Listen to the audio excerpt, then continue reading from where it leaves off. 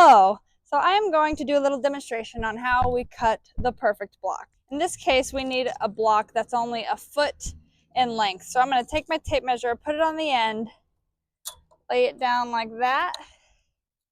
Then I'm going to take my handy dandy keyhole saw and I'm going to mark where I want to cut this block.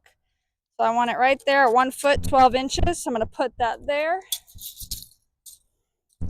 That's going to let me know that's where I'm going to line up my cut guide, which we do have available for purchase. If you are interested in any, you can call us at 888-623-4223. So I'm going to take that, line it up. That's where I'm going to place my cut. I'm going to take this keyhole saw, and I'm going to put it in the back right here.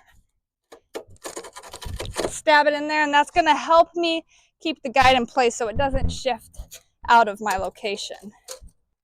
So it looks tricky because I'm doing it all backwards because, again, I'm right-handed, and for the sake of the video, we're doing it this way. Voila, look at that. Handsaw, the perfect block cut. Now, if you cut on an angle in any way and you see the block protruding from the cut guide, you take your chainsaw or rasp or handsaw and just grind it down. But it looks like I actually did a pretty good cut. So then I'm going to remove that keyhole, cut guide.